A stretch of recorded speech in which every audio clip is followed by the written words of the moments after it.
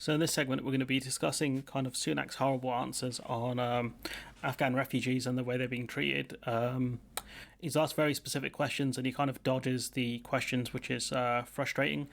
But yeah, the man is just... This Tory party really are the nasty party when it comes to a lot of things, and especially when it comes to refugees, it's so bad. Is it right that an Afghan female judge or MP who arrives on a small boat should be treated differently to an Afghan female judge or MP who arrived here prior to this legislation? Let's also not forget, the Afghan judges, MPs, politicians are targets of the Taliban. They do not like women in power. They don't allow it. And these are people that are being targeted by the Taliban and have the right to kind of seek refuge from persecution. I think, again, rather than getting into cases, the point is we have to break the cycle of criminal gangs. We have to stop people dying when they are trying to make these dangerous journeys, and we've got to have a system which is fair for everybody, fair for taxpayers, fair on those who emigrate here legally, fair on those who most need our help. And that means we have to have a system which says if you do come here illegally, having crossed through multiple safe countries on your way... We promised specifically Afghan refugees safety. We told them to get to the UK and we'll give them asylum. So, his arguments of, they've crossed multiple safe countries, is like, no, we made promises.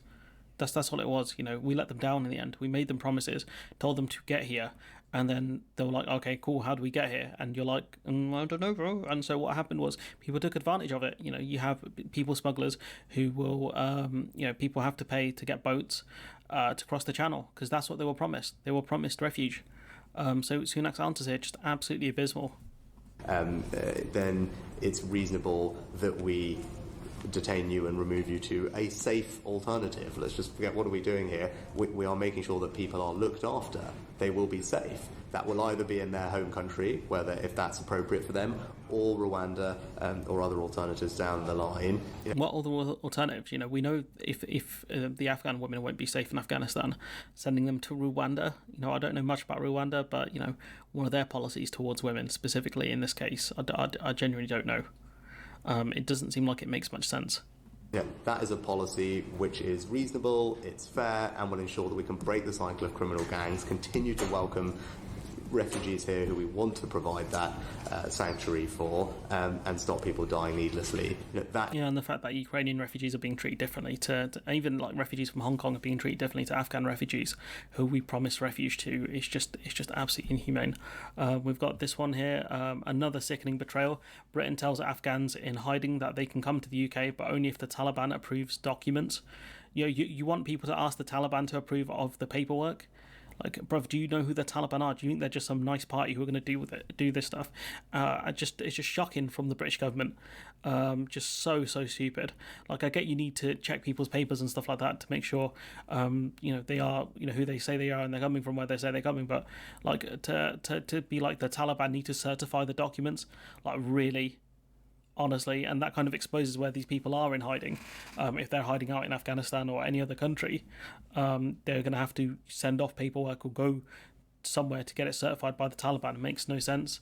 In terms of, Sunak goes, not detaining child migrants creates a pull factor. How's he figure that?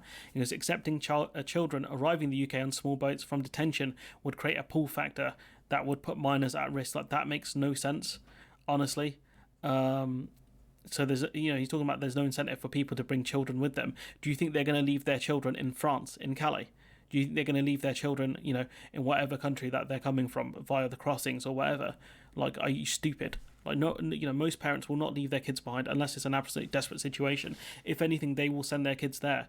That's what you had during the 1930s. I think it was the kindergarten, I can't remember the exact phrasing, but you had parents essentially having to let their kids go so that they could get refuge in the UK, because we didn't allow the adults to come here, but we allowed the children. Absolutely, it's just shameless what Sunak is saying here.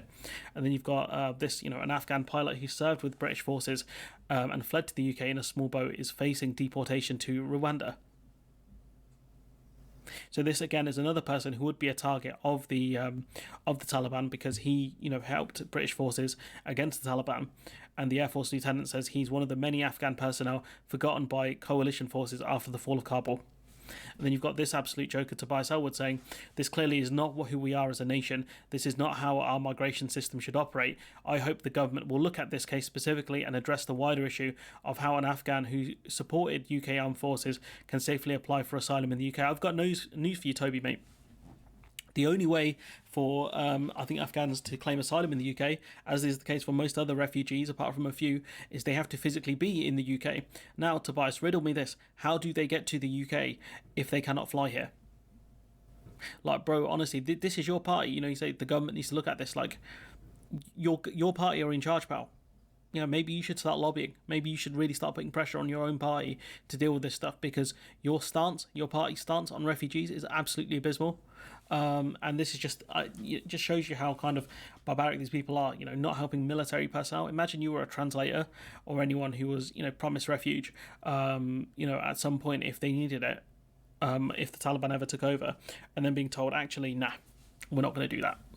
No, sorry, bro. There's more important people to deal with, not you. You know, it's just tragic. You know, Tobias Ellwood, and like, there's a lot of, you know, Caroline Noakes, she did a good job, but you know, these are people who abstained against the this migration bill. Maybe they'll wait for the final iteration of it and then they'll vote no or yes. But you know, abstaining in the vote is just cowardly, to be honest with you. And you know, I've got news for you again, Tobias. You know, this is who we are as a nation, because it's happening. You know, we are rejecting Afghan people who did participate in the conflict, who did help Western forces. So, you know, this is who we are as a nation. So, you know, the answer he gives is just ridiculous, honestly. But anyways, it's just sickening to see this stuff. But yeah, let me know what you think in the comments below. Like, comment, share, subscribe, support the channel on Patreon if you can, and hopefully I'll see you in the next one.